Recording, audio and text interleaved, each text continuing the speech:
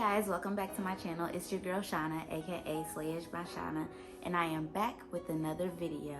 Today we are going to be actually talking to hairstylist professionals who are actually looking for an assistant and what that looks like. So a lot of times hairstylists that are in search of an assistant, they know that they want an assistant, but do they really know what that entails? And we're gonna go dig a little deeper on that.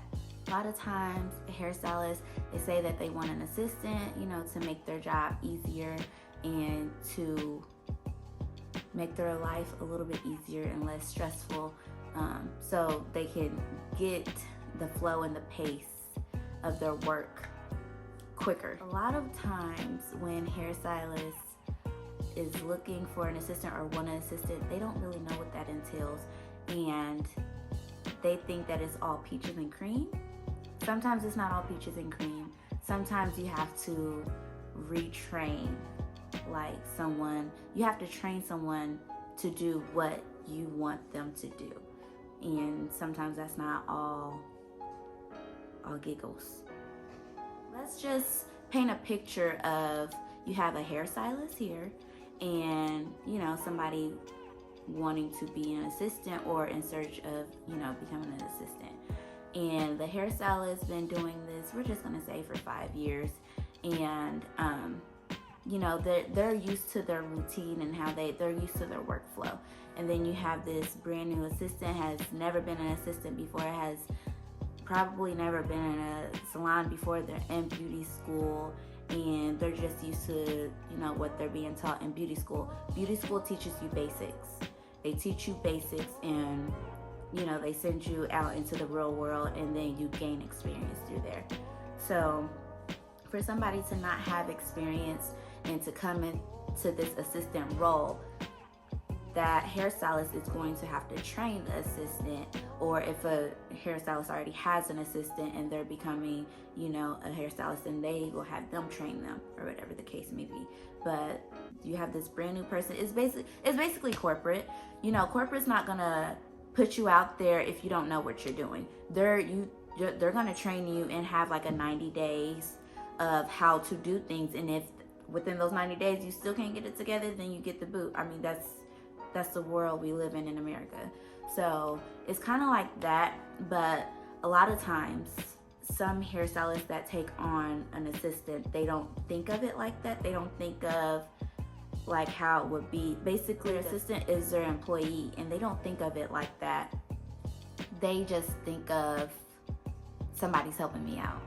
And being an assistant multiple times myself, I go into it knowing that it is an employer-employee relationship. I'm coming in and I know that I'm gonna have to be trained, because everybody is different. Even hairstylists, everybody is different. Everybody has their own pace. So it takes time for a hairstylist to train, or for that assistant to just be trained the way to that hairstylist. It's a close-knit relationship. So you have to keep that in mind. I just feel that with hairstylists, we have to be very plain in what we are needing and the tasks that we need our assistants to do at hand. We need to be very thorough as well. So I have had situations to where I didn't need to sign an agreement or a contract, and I actually preferred, when I was an assistant, to have a contract in place. That way it just protects both parties. So the hairstylist knows what they are wanting up front, and it's in black and white, it's on paper, and then the assistant is understanding on paper what the qualification is, what's expected of them, and basically how to do it. I mean, even under corporate, there's a handbook or whatever that you have to abide by. So I prefer having something in place like that. That way it protects both of us.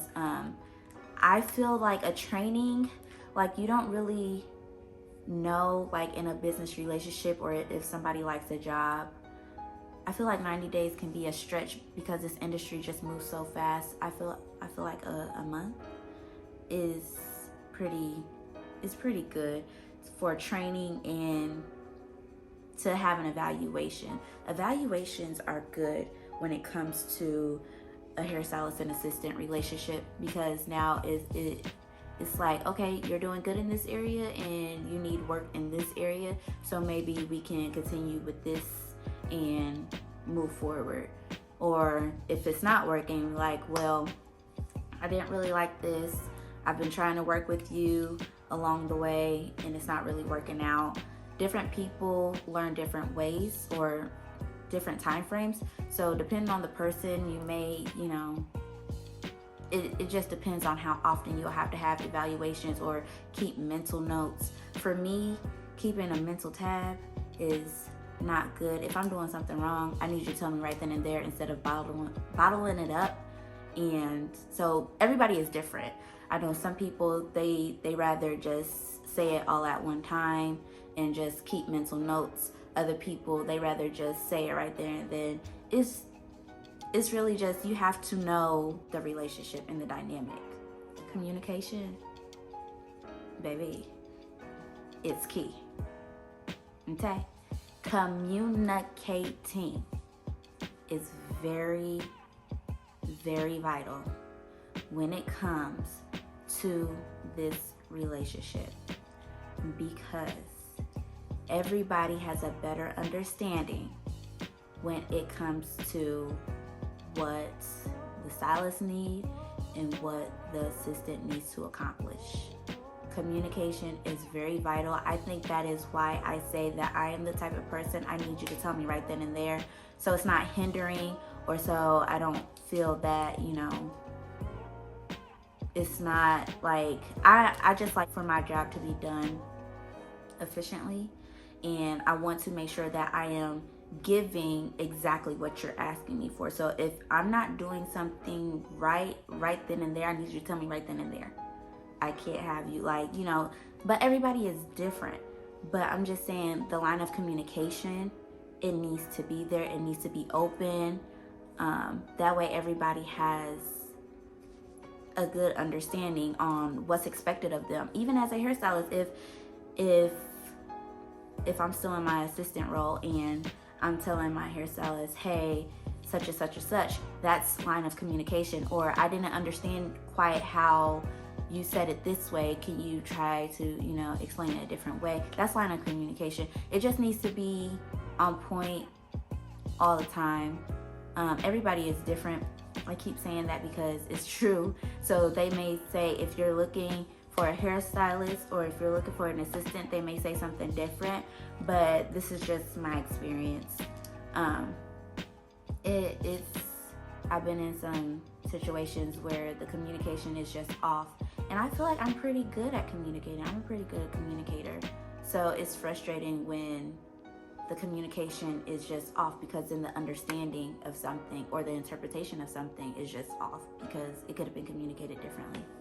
So that's very vital. Delivery is everything, and this kind of goes hand in hand with professionalism on both parts.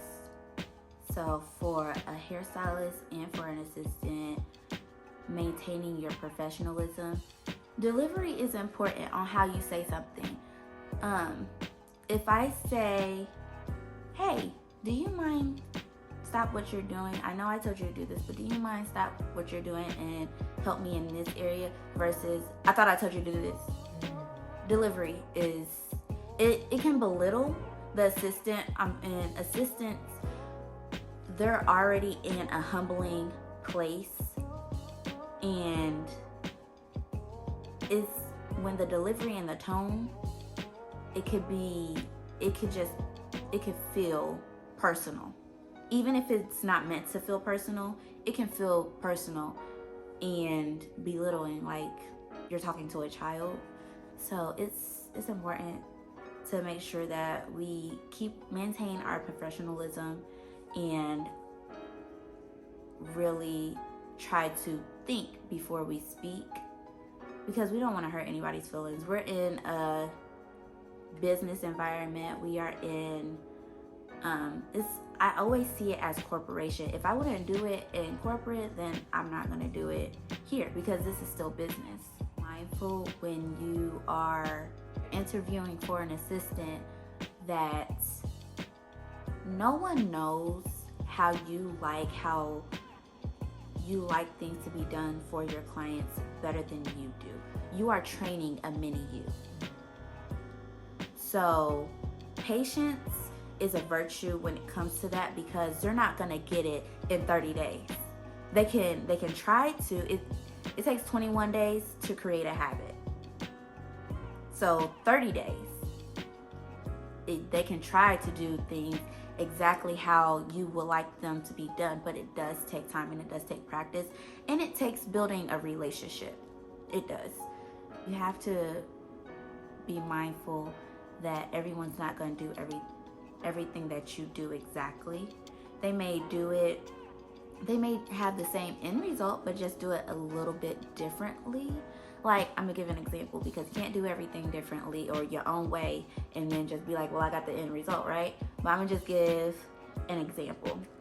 So I was an assistant for a hairstylist, and she does a lot of extensions, and she trusted me to color some hair for her, and it was just like jet black. It was just like jet black, and I've watched her over and over. I was probably like 11 months to a year in at this point, but I've watched her time and time again color extensions. Again, it's just jet black hair, and so, you know, she felt comfortable with giving me this task. So I colored the extensions. It came out fine, and I think she walked over and she was like, oh, you're combing it through? I don't do it that way. But it's just something that small. And I was like, well, I just wanted to make sure that it was saturated and that it was, you know, gonna be good. And, you know, I don't like to waste. So I'm like, if I have extra color, let's just make sure that it's, you know, saturated or whatever. But she was like, oh, I don't do it that way. But, you know, we still got the same end result. Something that small, I can see tweaking. But something like on a larger scale, I wouldn't do that. You just have to be mindful that everybody does things differently, or that they comprehend things differently. You have to have patience, because it's not going to happen overnight. A lot of people think that it's going to happen overnight, but you have to build that relationship. It's a relationship that still has to be built. So just keep that in mind. That's all the time we have today, guys. Hope you enjoyed this video. Go ahead, comment, like, and subscribe, and I will see you later.